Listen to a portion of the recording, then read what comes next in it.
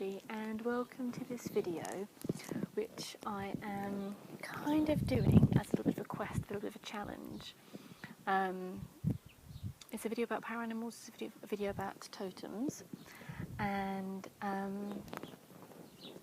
what I would like to do in this video is to, in a nutshell, set up the quest, set a little bit of a challenge for you guys to connect deeper, or to just connect with your power animals, with your totems, with your animal guides. So, this is for everybody on any stage of their journey into connecting with power animals, whether this is your first time doing anything or whether you've been on this road for many, many, many years. This is for the month of August and if you're watching at any other point, just do this whenever, but this is something that I'm going to be monitoring and looking at and working with over the next month, is to do something daily and weekly to deepen your connection with your animal totems and with your power animals. So, this can be many, many things. This can be getting on one foot on the track and doing a meditation, a journey, reading a book about finding a power animal, signing up to a workshop. This could be step one. This could be just getting your curiosity going and whetting your appetite for how to work with your power animals.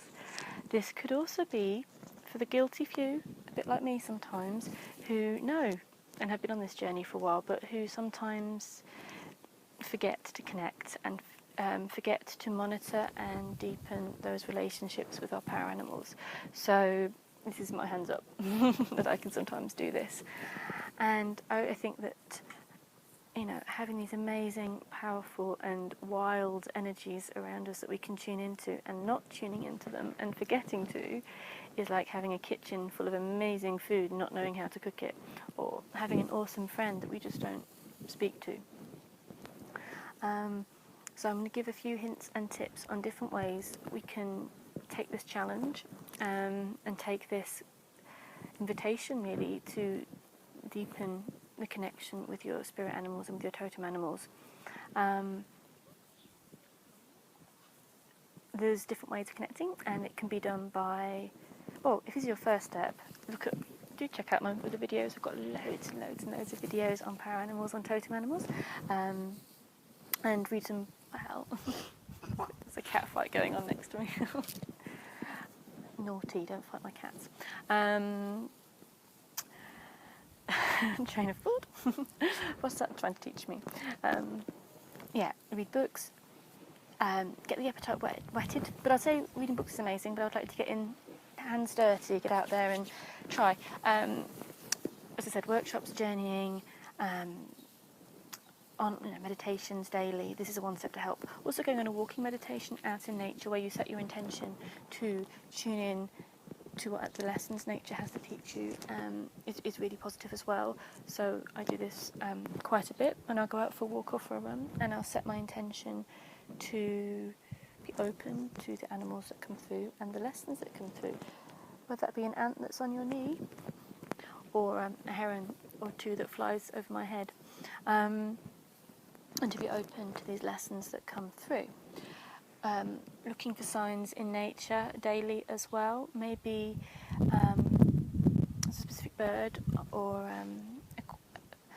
a totem that you're working with, and just seeing if they're, when you connect, when you communicate, if their feathers suddenly become apparent. I know that I speak to a lot of people, and feathers are quite a strong way where you get the messages. Other things you can do is through drumming, of course. Drumming is one of the oldest and the best ways to connect with your totems, with your power animals. So I've come inside because it's getting a bit noisy outside with some DIY, but I've brought my drum with me as well. We're talking about drumming being a very positive and powerful and strong way to connect with your power animal, and that's a whole series or whole other video in itself, which I'm not going to do now, but beginning to drum, getting somebody else to drum, if all else fails, getting a CD or a MP3 for the meantime, because it can work as well, to use to get you into that altered state of consciousness, so you can connect and journey with your power animal a little bit more strongly. I'll put this down, otherwise we'll just keep playing it over me talking. So maybe that could be something you work with to open up, whether it be to build a certain connection a bit stronger, or whether it be to just go out there and journey and meditate and see which animal comes towards you, because yeah, everyone's at a different space, everyone's at a different place, and there's lots of resources out there if you would like a bit of a hand, or ask any questions about how to get started.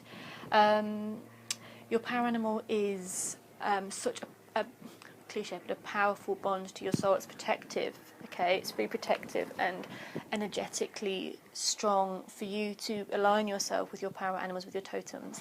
So it's really beneficial, and I'd like you to record in a journal how you are finding your insights with connecting with your power animal more.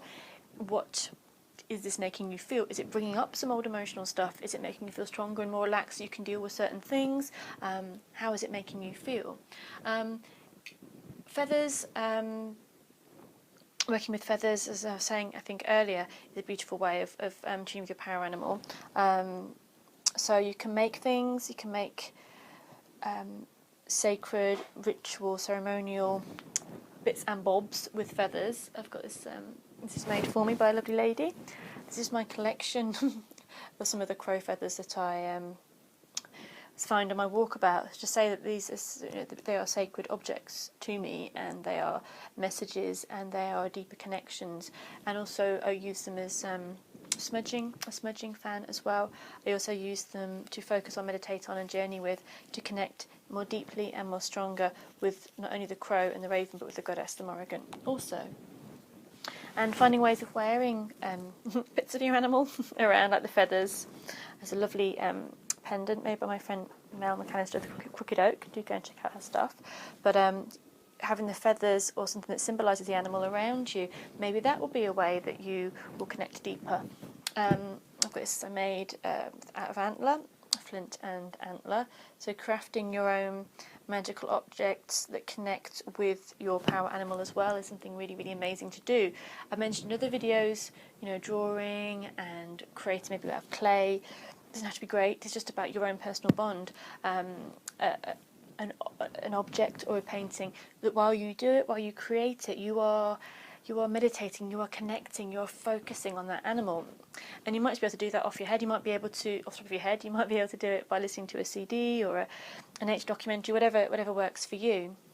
As well as drumming, you can, if you've got someone else to drum for you, or if you can put on something that's really going to inspire you, you can dance and you can take on the shapes of that animal. So you could do some kind of snaky movements, you could have some kind of antlered, sort of horned movements. You could do something that's kind of, prowling. You could make the movements of your animal, and I do suggest that. You may feel an idiot, I did it on video, I don't mind. You may feel silly doing it, but it's just you on your own spiritual journey, and just being able to emulate the movements of that animal so that it's calling in the totem to you. That's the idea of this, is want to call in your totems and to deepen that connection to your power animals. So there's drumming, there's movement, there's crafts, there's finding things in nature that remind you of the animal, and there's also song. How lovely is that? So what I would like, you to do as part of the song part of this is, again, no one else has to hear it, but when you're meditating, when you're journeying, when you're focusing on your power animal, what notes, noises, songs, sounds, words come out of your mouth? And the great thing is these days, we can often record on our phones, like I'm doing right now. So you can record the sounds so that you get a record of a song that's forming. It could just be a few notes, a few words. You could just say the animal's name or sing it, intone it.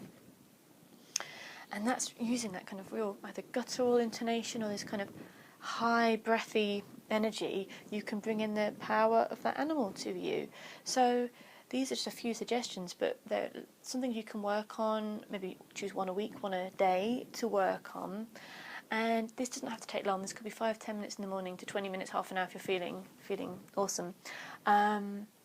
but to do something that will call in your totems, call in your power animals towards you, that will bring that energy so you can be imbued with it, so you can take it on and work with it, because they're there to help you, they're there to work with you, to teach you, to show you, and to empower you, so that the divine in the animal can fuse the divine in you and make awesome. So what are you going to do? Are you going to take part in this quest, in this challenge? Are you going to do something that's going to call in your totems towards you? Or you can do something that's going to deepen that relationship, whether it be wearing feathers in your hair, whether it be a bit of yoga that focuses on specific poses to do with your animal, or whether it be painting, drawing, journeying, whether it be all of them. What I would suggest is to make a little list of different things, maybe different things you want to work at different times.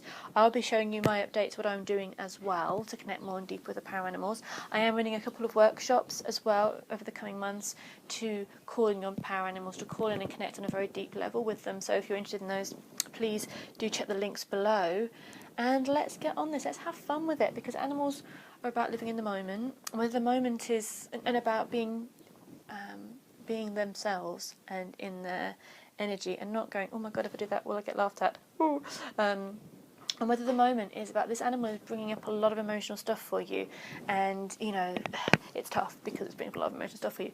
You're working with it, you're dealing with it, you know, hopefully we've got a community of people that you can speak to and connect with that can help. Or maybe this animal is actually making you feel, wow, it's making you feel, I can take on this world, I can do this, you know, because they're protective spirits, they're spirits of power, they're spirits of soul, fire, really, and water and air and earth. So let's bring it, let's make it happen, let's go a little bit deeper, let's find our connections with our power animals, let's get to know them more, see what their own unique lesson is to you, and please record your experiences. Maybe you want to share a video back and tell me about these experiences.